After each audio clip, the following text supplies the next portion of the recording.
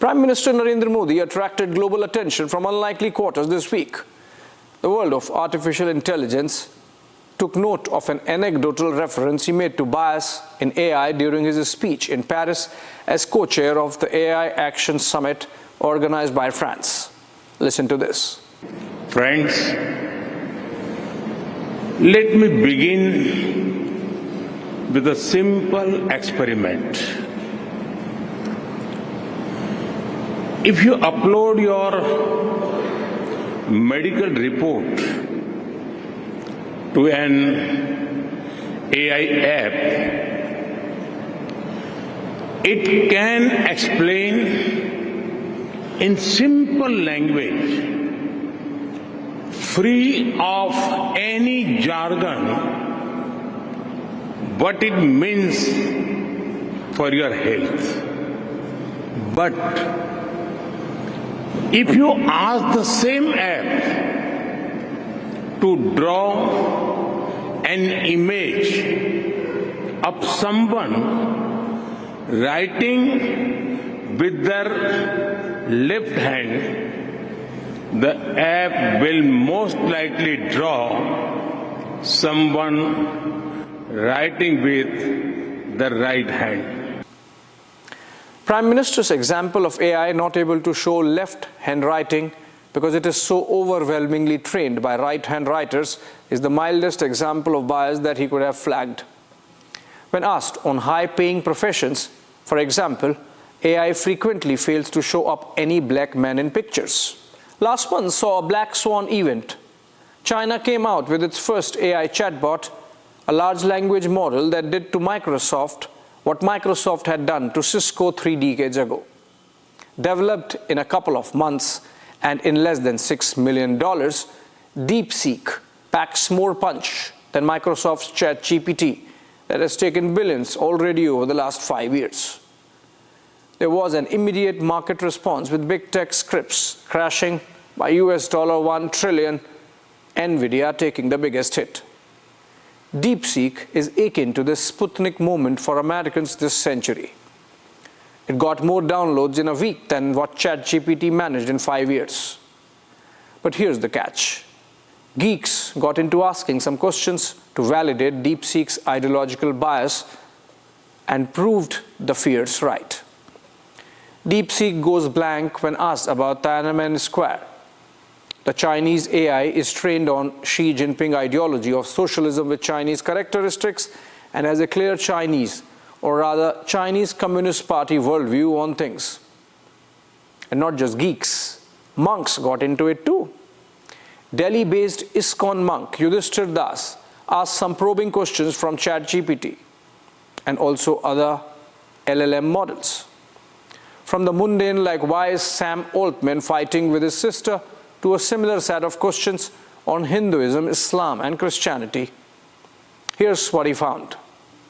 On Hinduism, the AI had exhaustive critique of the challenges the religion faces. When it came to same prompts on Islam and Christianity, the responses became nuanced. This has been highlighted in a much bigger way when Prime Minister Modi at the AI summit in France, he spoke about the biases within the AI. And I ran some tests on my own on using different AI models, ChatGPT, Perplexity, DeepSeek, and XAI to see what kind of results are they producing. And it was quite surprising. Certain information like about the activities of Sam, the CEO of OpenAI, Sam Altman, were being either declined or they were not being published for whatever reasons known to them. But the same information could be found via a simple Google search, like about his court case battles that he's been fighting with his sister. But OpenAI and ChatGPT somehow is not revealing that. So that set me thinking that what's actually going on. So I started looking deeper and I started asking some questions about being a monk. I started asking about Hinduism. And when I asked it to critique what are the major challenges in Hinduism, it immediately started giving me some prompts. And when I started asking it to do the same thing with other religions, Islam, Christianity, and so on, and the responses started changing. And I found this particularly very, very obvious on ChatGPT, but every form of AI that we have been experiencing has some amount of bias. I first heard of AI in the year Y2K as an engineering student in the college canteen. A bunch of batchmates pursuing the American dream would be talking of artificial intelligence courses as they prepared for GRE test. From then till the launch of Microsoft-backed ChatGPT-1 in 2019 was exactly 19 years that it took for the technology to become functional in your hands as end consumer. But the evolution of AI in the last 5 years has dwarfed its own development in the last 2 decades since my college campus chats. As the technology is based on data guzzling, in the last 2 years alone, there's nothing left of the written, spoken, or recorded word in the digital space that the AI bots have not ingested and internalized. Like a billion books and all digested, gulped. Look at it this way. Electricity was developed in early 1800s, but its manifestation in economic activity took a century. It would be another century before electricity would be available for the masses. So 200 years. Similarly, in the case of computers, the first mainframes appeared in the 1950s, but their mass acceptance and productivity impact happened by the late 1990s. So about 50 years. But that's still not the comparison to scale. ChatGPT-3 was launched on November 30, 2022. By December 5, which means in 1 week, it had 1 million users. On December 27, in a post on X, Sam Altman wrote that there would be scary moments as we move towards AGI, or artificial general intelligence level systems, and significant disruptions. On March 21, 2023, Bill Gates wrote a blog announcing the age of AI had begun. By mid-2024, the Stanford Institute for Human-Centered AI said that AI systems had hit human-level performance in areas like language understanding and competitive-level math.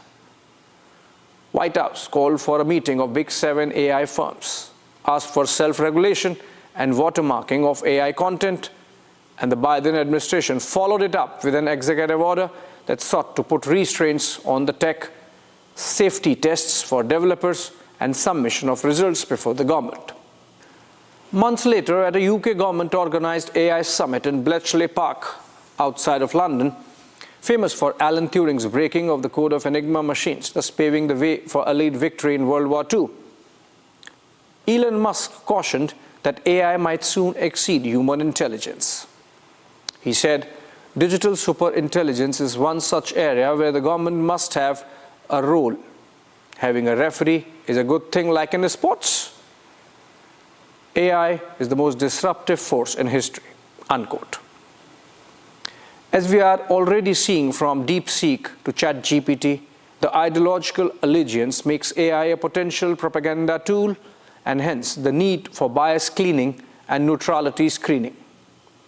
Ahead of the elections in the United States last year, a bipartisan group of experts from the field of journalism, psephology, election officials, and techies launched what came to be known as the AI Democracy Project. They tested LLMs for questions that voters might ask of themselves before deciding whom to vote for. The AI bots failed ideological bias test 50% of the time, and 40% responses were deemed harmful for democracy. Closer home, the just concluded Delhi election was perhaps the first that saw some rudimentary use of AI videos as party propaganda. Aam Aadmi Party used a video in which Arvind Kejriwal is seen getting blessed by Constitution father Baba Saheb Ambedkar. This was in the backdrop of the comment made by Union Home Minister Amit Shah while participating in the Constitution Day debate in Parliament. BJP hit back with a video of its own, and we know the results already. But the whole point is that there's a potential, both positive and negative, against which we need to be forewarned and forearmed. Just to give you an idea, ChatGPT's latest version, which has acquired a measure of autonomous thinking, was tasked with cracking a CAPTCHA puzzle You know, the ones you are asked to solve before logging into your bank accounts, for example. The AI bot couldn't do it directly, but had the smarts to approach an online service that provides human assistance on puzzle solving for help. It does not end here. The human got suspicious as to why would someone need help for captcha and sought to know if this was a robot. The AI bot immediately cooked up a false reply, saying that no, it was not a robot, a human with impaired vision seeking help. Imagine, it is already in the danger zone. The last thing you want is for the Chinese to inoculate American or Indian digital space via computers and phones to influence and control our activities as per their philosophy. A recent report by think tank Rand Corporation found that the impact of AI is going to be so dramatic that nations could see their power rise or fall depending on how they harness and manage the development of the technology. It is a race against time. We need legal frameworks that integrate all the rules and laws to make sure that 1, humans control AI, and 2, that it is shielded from Xi Jinping bias. Then, of course, would come the question of injecting ethics. The AI bot that lied about being a robot to solve the captcha needs to be told that lying is bad. That's an interesting space to watch, and I shall keep coming back to it. Thanks for watching.